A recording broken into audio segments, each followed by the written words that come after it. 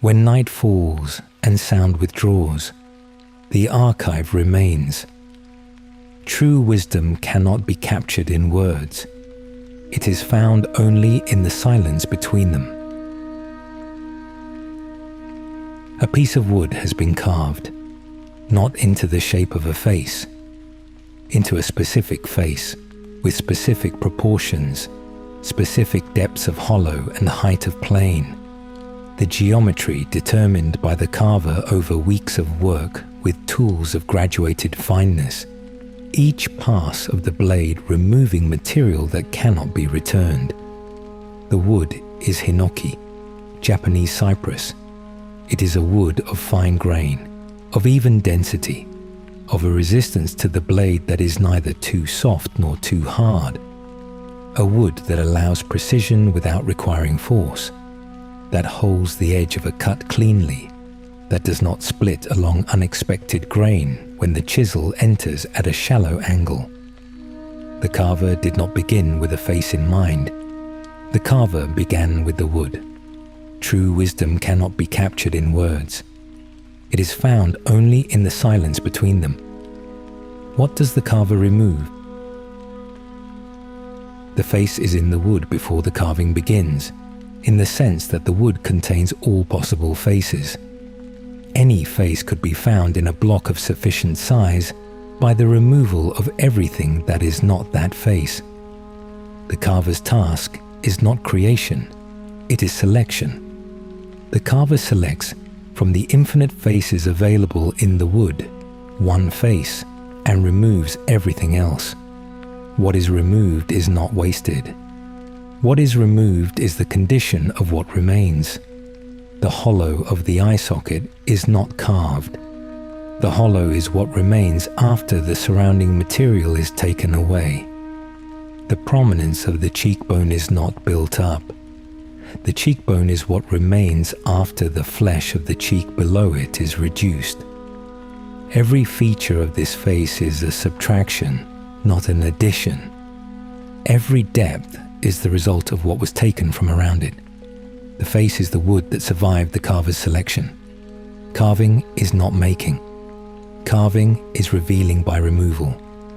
What is revealed was always there, waiting in the grain.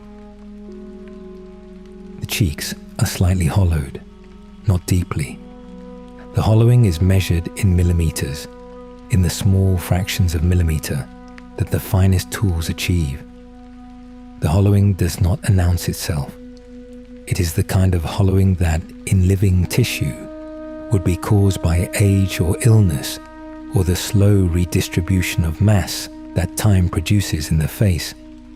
In wood, it is caused by intention, by the carver's decision, made at some hour in some day of the weeks of work, to remove this much material from this location and no more. The decision is irreversible. The wood does not accept addition. Every cut is permanent.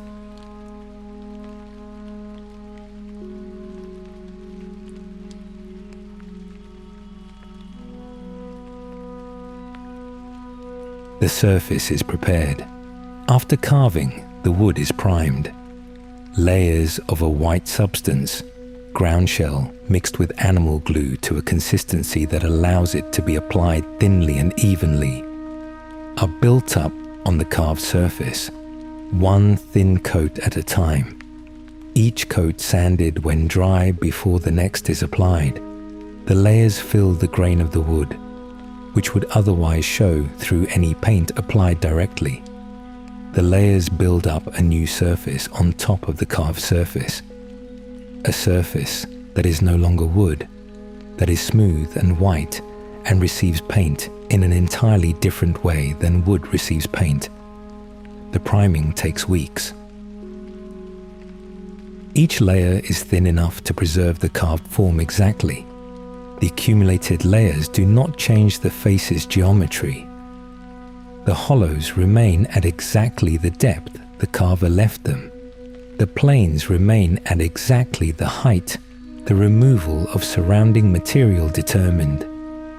The priming only changes the surface quality, not the surface location.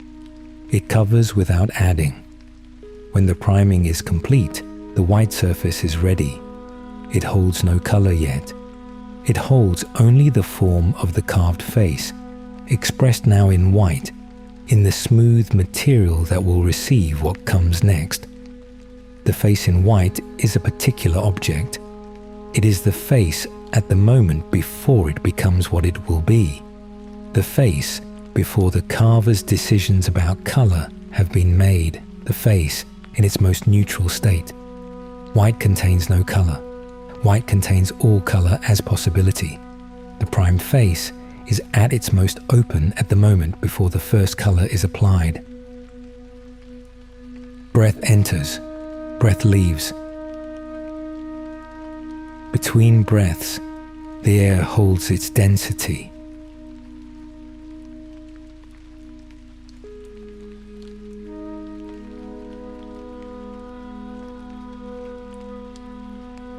Color is applied. The pigments are mineral, ground stone and shell, the same materials that have been used for this purpose for as long as this kind of face has been made. Pigments that do not fade as organic dyes fade, that hold their color across the decades and centuries, that this face will outlast the carver, outlast the painter, outlast the hands that will hold it in performances not yet imagined. The colors do not create what they depict, they locate it. The red at the inner corner of the eye, a small amount precisely placed, does not make the eye look red. It locates the inner corner, creates a focal point, draws the attention of anyone looking at the face to that particular location in a way that bare white would not. The slight darkening at the hollow of the cheek does not make the cheek look dark. It deepens the hollow, emphasizes the three-dimensionality that the carving created, reinforces in color what the carver established in form. The painter works with what the carver left. The painter cannot add depth. The painter can only make visible the depth already there. Consider the painter's restraint. A less practiced hand would add more, would darken the hollows further, would redden the lips more deeply, would make the readings easier by making the signals stronger. The practiced painter does the opposite. The practiced painter adds the minimum that the carving requires. Too much color overwhelms the shadow. The pigment becomes the face rather than the carving. Too little color leaves the carving unsupported. The transitions between planes are lost in uniform white. The correct amount of color is the amount that allows the shadow to remain the primary information. The painter serves the shadow. The shadow serves the carving. The carving serves the wood. When the color is complete, the face is finished. It is what it will be for as long as the wood holds, which in Hinoki, properly maintained, is centuries. The carver and painter have made something that will outlast them without their assistance. The face will not need to be repainted. The pigments will not fade. The wood will not warp significantly if it was properly seasoned before carving, if the priming was done correctly, if the face is kept from excessive moisture and heat. The face is complete. It does not know this. Completion is a condition the maker observes, not the object. Breath enters. Breath leaves. Between breaths, the air holds its density.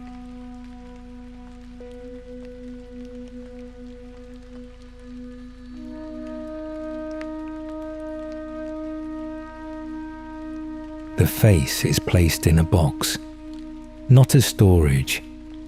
The box is the face's proper location when the face is not in use. The box is made for this face specifically cut to the face's dimensions, lined with cloth that receives the face's contours without pressing against the painted surface, protecting the priming and pigment from contact with hard materials. The box closes. The face is in the dark. In the dark, the face is what it has always been. The carved hollows are there. The primed surface is there. The mineral pigments in their precise locations are there. The geometry of the carved form, the angles of the planes, the depths of the hollows, the heights of the prominences, is all there, unchanged, in the same configuration it has held since the carver's last pass of the blade, since the painter's last touch of the brush. Nothing requires light to persist. The form persists in the dark as it persists in the light. The face in the box is the same face as the face in use. What changes in the dark is not the face. What changes is the possibility of the face being read. Breath enters, breath leaves. Between breaths, the air holds its density. Consider the face under light. A light source, a candle, a lamp, the diffuse light of an overcast sky coming through a window, falls on the carved surface. The surface receives the light. Where the surface faces the light source directly, it receives more light and returns more. Where the surface angles away from the light source, it receives less and returns less. Where the hollows drop below the surrounding planes, the light reaches less easily. The surrounding planes cast small shadows into the hollows, and the depth of the shadow depends on the angle between the light source and the carved surface. The hollow of the eye socket receives the shadow cast by the brow above it. When the light source is above and slightly in front, the brow casts a shadow downward and backward into the socket. The shadow deepens the hollow. The hollow that the carver made at a specific depth appears deeper than it is, because shadow adds apparent depth to physical depth. The eye appears to recede. Now the light shifts. The light source moves to the side, or the face tilts relative to the light source, which produces the same change in the geometric relationship between light and carved surface. The shadow that fell from the brow now falls at a different angle. The hollow of the socket catches more light on one side, less on the other. The apparent depth of the eye changes. Not the physical depth, the carver's hollow is what it is, but the apparent depth, the depth as expressed in the distribution of light and shadow across the carved form. The face has not moved. The face looks different. This is not illusion in the sense of deception. It is the accurate rendering of a changed geometric relationship between light, surface, and observer. When the light shifts, the face shifts too. Accurately, inevitably, as any three-dimensional surface shifts in appearance when the light that falls on it changes angle. The face is doing what all three-dimensional surfaces do. It is doing it with a precision that allows the shift to be read as something more than the physics they are. What the physics produces in this face is the appearance of a change in inner state. The same physical face, a different shadow distribution, a different reading.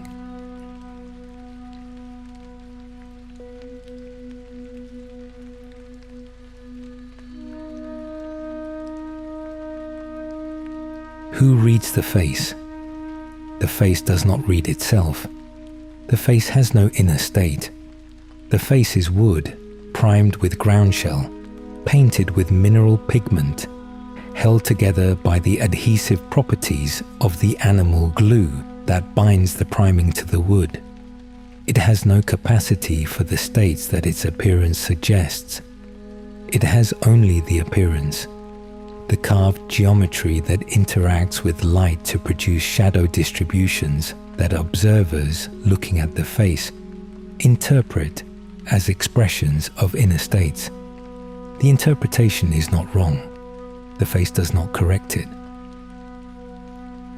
An observer looking at the face from slightly below, with light falling from above, sees the brow shadow deepen into the eye socket, sees the slight hollowing of the cheeks made more pronounced by downward shadow, sees the lower lip emerge from shadow as the chin recedes into it.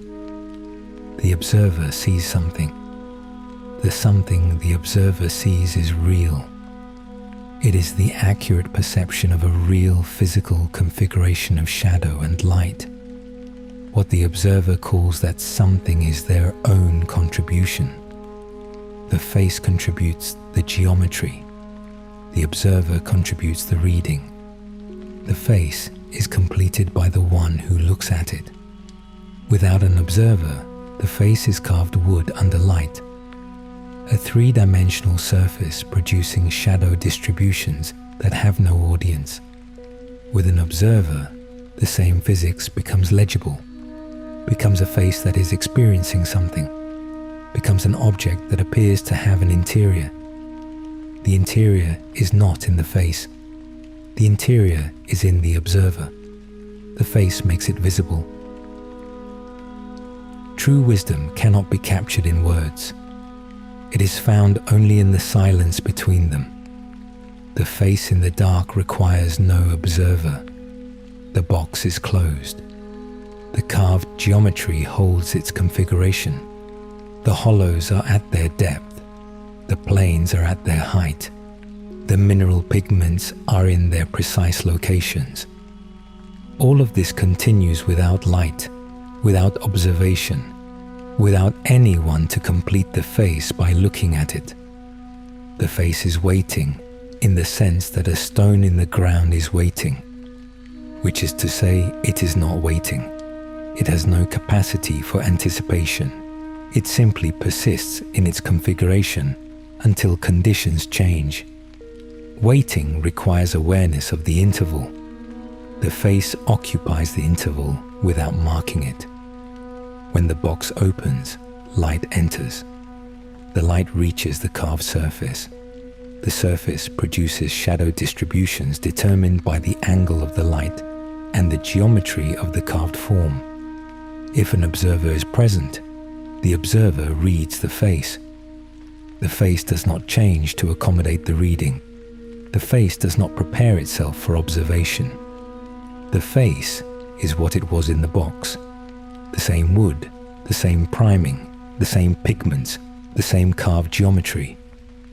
Now under light, now in the presence of someone capable of completing it.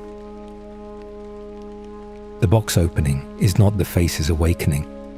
The box opening is the restoration of the conditions under which the face can be read. The face was never asleep. The face was only in the dark. Breath enters. Breath leaves. Between breaths, the air holds its density.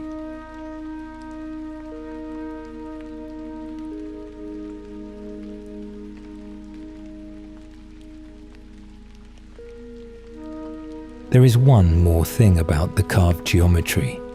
The carver did not make a face that reads clearly from one angle. The carver made a face that reads differently from every angle, that produces different shadow distributions, different apparent expressions, different readings depending on the height and direction of the light source and the position of the observer. This is not accident, it is the point. A face that reads the same from every angle is a mask in the ordinary sense, a fixed appearance, a statement, a conclusion. What the carver made is not a fixed statement. It is a range of possible statements, each one available at a different angle, each one real, each one the accurate perception of what the carved geometry produces under those specific conditions. The face holds multiple truths simultaneously, not because it is ambiguous, because it is precise. The precision of the carving is what allows multiple accurate readings to exist at once. The same physical form producing genuinely different perceptions depending on how it is met. The carver did not carve ambiguity. The carver carved a form whose geometry is exact enough that slight changes in the relationship between light and observer produce genuinely different appearances. The multiplicity is the result of precision, not the absence of it. A less precise carving would produce a face that looks approximately the same from most angles. This carving does not look approximately the same. This carving changes, and in changing, it holds not one thing, but the geometry from which all the things emerge.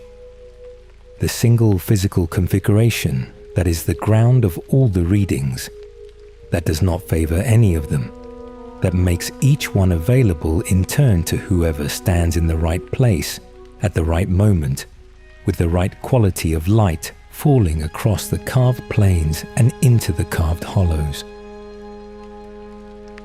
The wood holds still, the readings pass through it. The face is both of these simultaneously, the thing that does not move and the thing from which movement is generated. The fixed point around which every reading turns. This is what was carved into the wood. Not a face, a fixed point. The wood holds still, the readings do not. True wisdom cannot be captured in words. It is found only in the silence between them. When night falls, the archive remains.